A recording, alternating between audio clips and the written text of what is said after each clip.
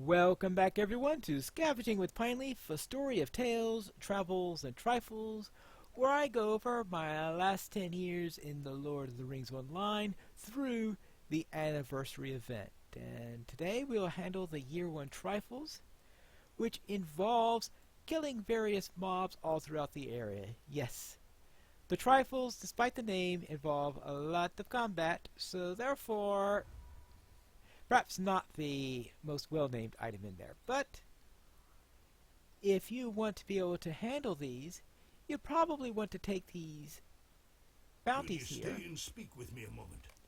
Because these various bounty quests lead you up to 5 of the characters that you need to defeat. Come and stay a moment. So therefore, you will need these. Now, these bounty quests are a traditional part of LOTRO back in the day, and everyone used to take them and do them. Will you stay and speak with me a moment? And if this were an RP series, then I'd be reading these, but I don't think I want to put you through them at the moment. Will you stay and speak with me a moment? And finally, the last one.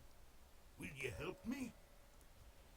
And we could find these all over the place. Now, one of the reasons why you'd want to take the bounty quest, first off, I think a lot of these won't spawn unless you're near them.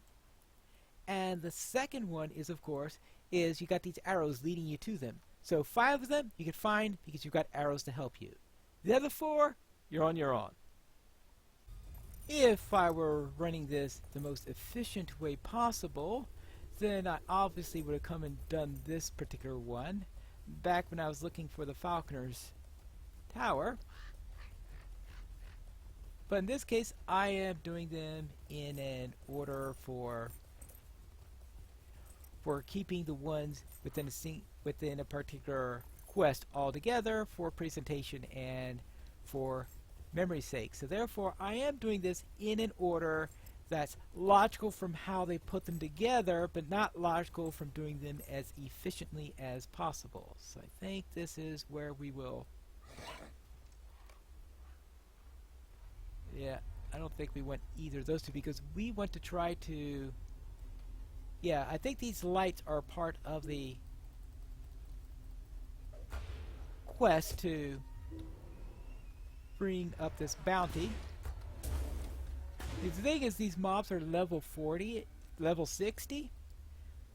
So therefore, they wanted to make sure that you had the quest before bringing them up, since you're going into regions where they're not the main opponent that you'll be facing in there, that they're too high, because this is a level, well, let's see what level is that Barkas, 25.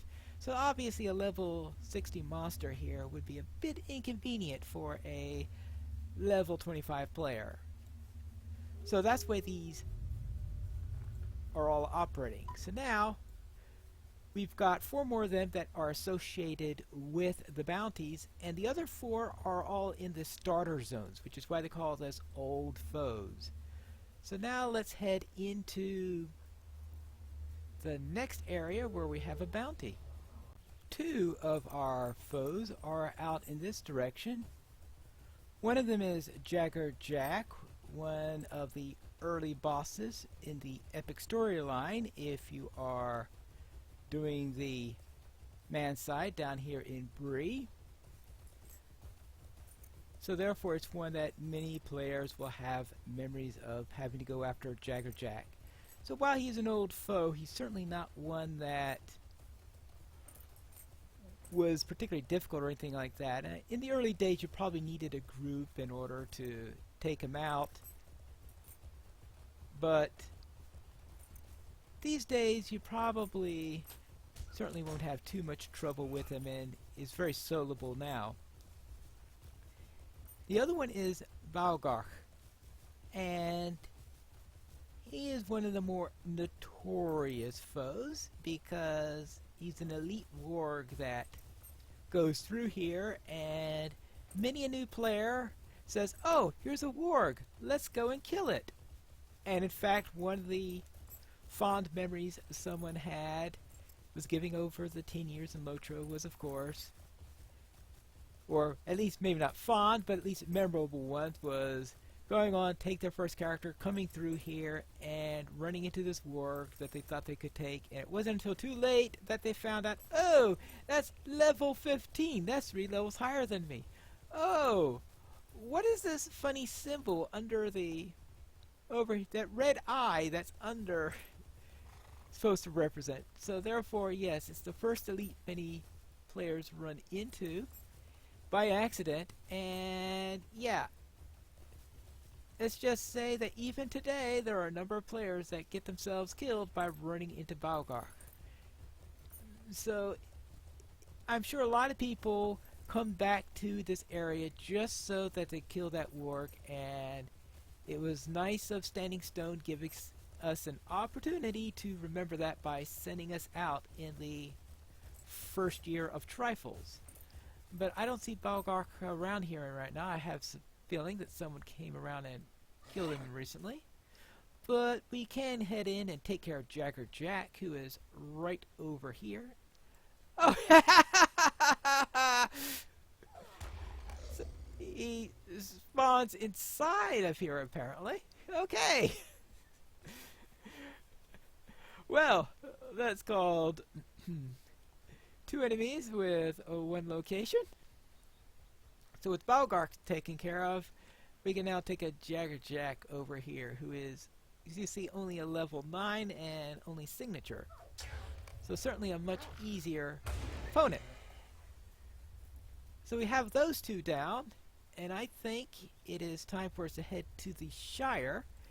Now, Zvalfang is over in the other end of Bree along the Brandywine, but it'll be a bit of a trek to get to. I think it'll be easier for us to head over to the Shire now because we go there through Combe, and after that, then we could pick up Smallfang later on, maybe after we get everybody else. Mango Mall is a wolf that you find down here in the Shire, and this is one of the bounty quests, so therefore it's one that of course will only spawn if somebody with the quest is nearby, because you don't want a level 60 wolf loose in the Shire. That would be rather nasty because there are a large number of low level players in here. This area right here is about a level 9 zone. Or is it 8? It's around 8 or 9, so therefore, yes, a level 60 wolf could do some rather nasty damage around here. I hear a terrible growl, so therefore Mango Mall has spawned. And yeah, and Mango Mall is now mangled. Yes. And I have Mango Mall's belt to complete the quest for the bounty. So therefore, we now have 3 others. Now I know one's in the Misty Mountains. One is... let's see, we got one in the Misty Mountains. Actually, one I want to go to next is Skithy Blackhand, which I'll find in Eriduin. This is one of those starter zone enemies that you face rather than one of the bounties. I have not been in Eriduin before with this character, I believe, so I need to find out where the area is because I don't have it neatly marked on my map, but I believe this is the direction I need to go to. Yeah, because I see this little stockade up there, and that's where we'll find this little enemy of ours. Looks like I'm on the wrong side of this river. Oh, no. This is where I need to go. Right here. Oh, good. And here's the Grimwater, and it looks like somebody beat me to finding this guy, so I'm going to have a... yeah, I'm going to have a little waiting for Skithy Blackhand to respawn. Oh, he's a level 15. Actually, this looks like this is a level 15, not here for doing the quest I'm doing, but mainly here to hunt any dwarf he can find. Ah, here's Skitty Blackhand. Right. There you go. Now with Skitty Blackhand taken care of, we could head over to the next one of these and quite a few places to choose. Since I'm in the middle of nowhere, I might as well go to one that is near a porting site more than anything else, and I guess that's the one up in Forgel. This is a location that will truly be painful to get to if you don't have a port to get into Forgel and you don't have rep to get over into the other side. Actually, I think it's more like the storyline quest that opens that up. And I was surprised that I actually had enough rep to open things up to get the port I needed, that I had completed the storyline enough into it. I must have done that when I was doing the epic storyline on this character. Because, yeah, this can be a painful place to get to. Sharp hiss, a nearby gust through winds off. And what we have here are these worms here that are level 59. It's a little bit higher than the normal mobs in the area. And you get the boss up there by killing these two. And then the boss spawns, a level 60 signature.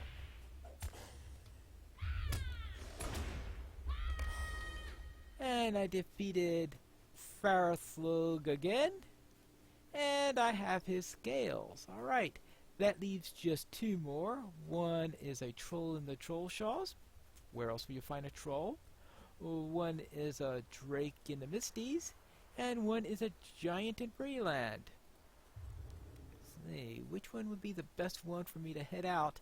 Well, I'm standing here in the middle of nowhere. Since I was dressed in my cold weather kit, I decided the Misty Mountains would be the most appropriate one to try next. Yeah. And so therefore I came out this way and, as you can see, instantly got dismounted for trying that. So now let's head out and try to get up to where this Farathing scale is. Actually, that's the previous bounty. Oh, it would have been helpful if I had actually switched the bounty quest to point me in the direction I needed to go rather than in the direction of a previous quest. But I think I'm in the right path right now. And I come in this way because I've been able to take the right road while coming in from this direction. But if I came from the direction of the giant halls, which is the other way, I tried coming up this way once and yes, so completely got lost that I had to just, well, skip it. And back to, here we go, all the way around here and looping back. And up here we should eventually find a drake, and that of course is another one of those level 60 bounty ones. And we used to do these bounty quests, well, some people did them every day. I don't think I did them every day, but I did maybe do them once a week or occasion whenever I saw that bounties were up or something like this. And we had hunters that, okay, here's the drake right here who just spawned for me.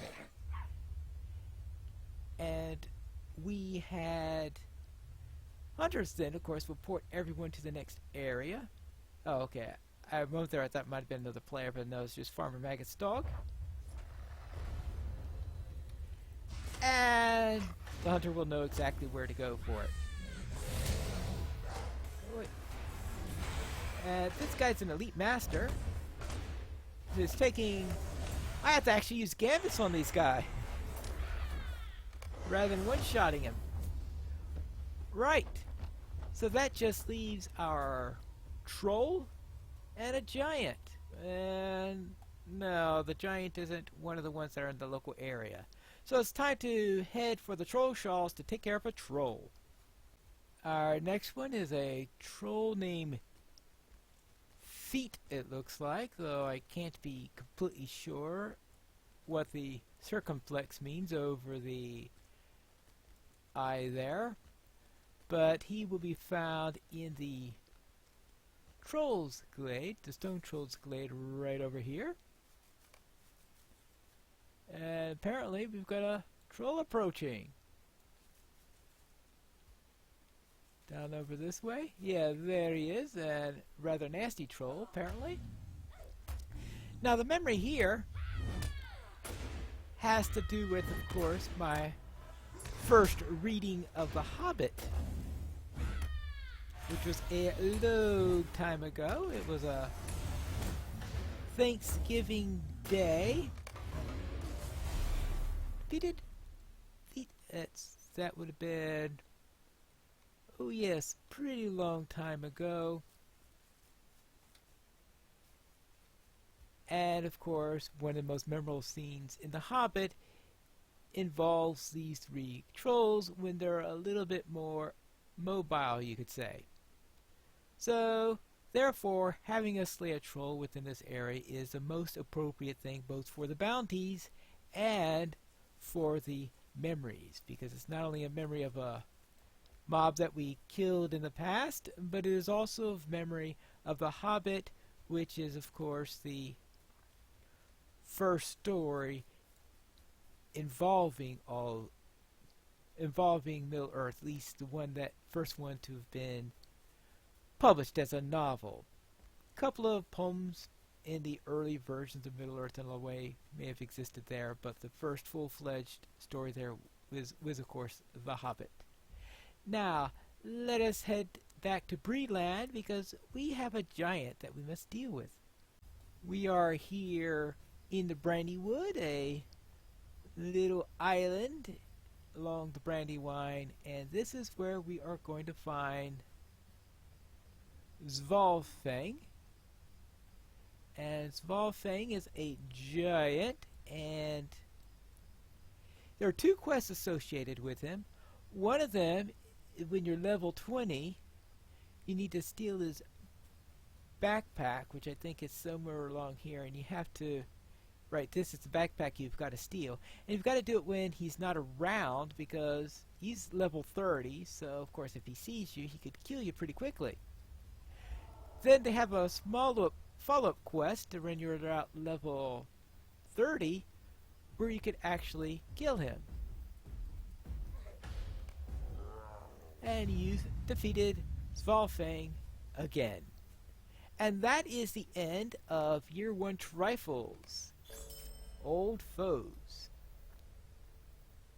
And when we return next time, we will be able to continue along for Year 2 of the anniversary event going all through here with another year of Tales, Travels, and Trifles in Scavenging with Pineleaf.